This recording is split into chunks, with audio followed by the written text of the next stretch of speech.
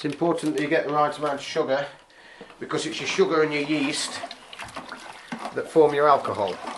The yeast eats the sugar, creating alcohol. Roughly 65 to 70% of the sugar should be ate and turned into alcohol. Now you want this really mixed up well. Dissolve your sugar in with the hot water, then we're going to top it up with cold water. And then you want half a bag of Tate and Smile white sugar. We're good. Give this a good mix up. This should be a really sticky, syrupy type thing by the time we've done with this. Now we're going to top it up with water. We're just going to go for regular tap water, I'm afraid. This has got to be between 19 and 21 degrees Celsius before you can put your yeast in. Is that Otherwise right? you could kill the yeast. Yeah. And then you'll end up with zero alcohol content beer. Gives this another good stir up. The outside temperature at the moment is 19 already, so I think this is going to be a little over. Way over. We're nearly 30 degrees, so that's going to take some time now to cool down before we can pitch any yeast and do anything more to it. That just sits outside now in the fresh air, though it's going to take a long time because it's 19 out here already. Just going to rinse this muslin cloth out that we've already strained with. This is with red hot water. Just give that a good rinse off. Spotting. That not there too much. This just wants going on top of the fermentation vat while it's cooling back down, so we don't get wasps and bugs and things in it.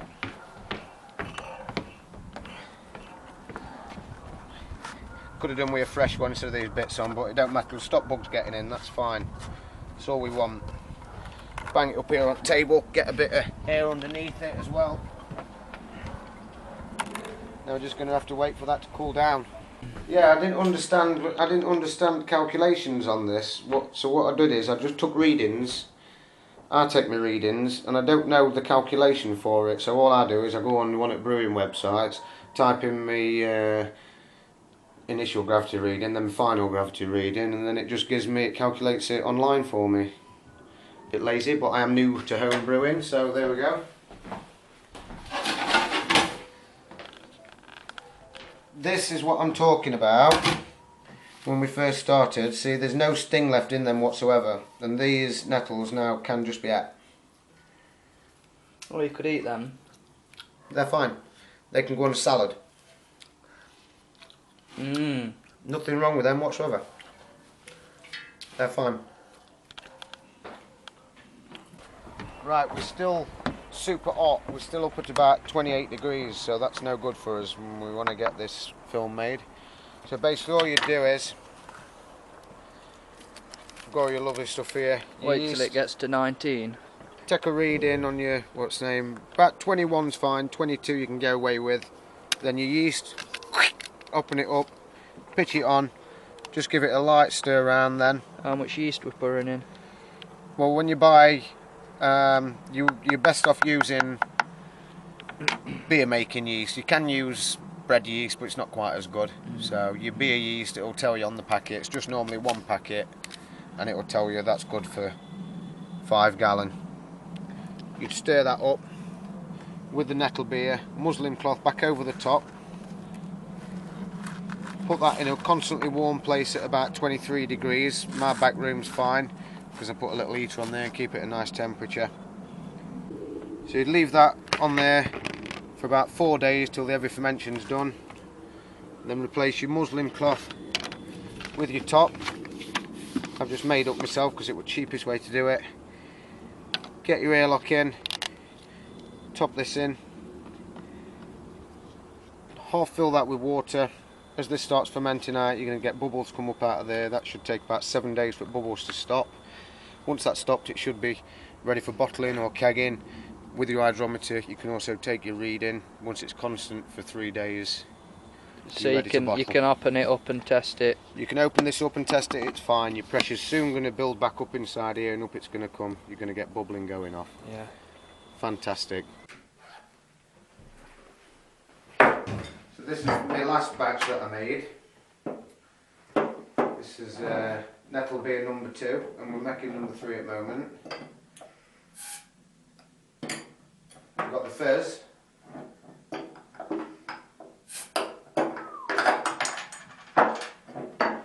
It's not like a normal beer you might expect. It's a different tasting beer. It's got a good nose on it.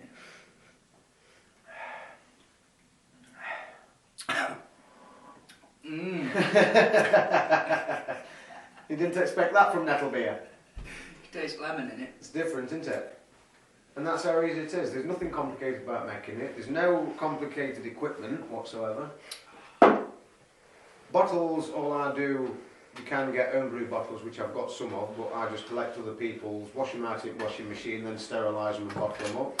Bottle tops are ever so cheap. You can get everything you need from Wilco's, virtually. Otox you can't get from your own brew store or something online, home brew store online. And there we go. New World Order Nettle beer. Wow. I mean, you shouldn't really be drinking beer at this time of day, but it's a special day. There's no law. There is no law that says. Not yet, anyway. They can't tell me what to do in my bar. The horse's leg. Barmores. It's the horse's leg now. No, is that what it's called? Yeah, this side is. Yeah, this is the horse's leg. That was Barmars. Now this is the horse's leg. I You can might taste. want to just leave bottom when we get towards I bottom. can taste the freedom in it. Might be a bit of sediment lurking in bottom. It shouldn't hurt you, like. I can taste the freedom and liberty. Wow. I feel a bit tipsy. Just that need. It's a good beer, isn't Yes, it? mate. Like I say, it's surprising how many bottles this size you need. That's why I started looking at bigger vessels, because I like bottling for ages and ages, all of them to wash out, all of them to cap. Yeah.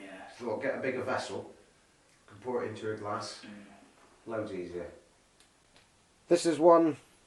Are these all beer then? Well, this is one that I've put into a keg. This is a Nettle beer in a keg. This one's actually for my cousin's wedding. So that one's in there. That's lager, is it? That's Nettle beer. Oh, is it? That's a Nettle beer that we're making now. Yeah. But into a pressurised keg stroke barrel. They're cheap as well. They're about 16 quid to buy. Just put a nose on, then it's ready for pouring, just same as I've got in there in the fridge. Then on here we've got all that on bottom. That's all Nettle beer.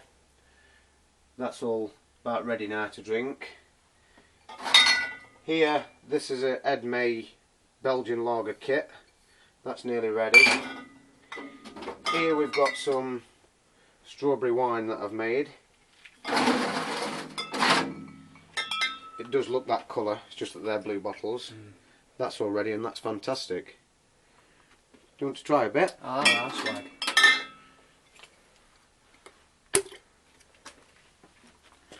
This is a very nice wine. That'll do.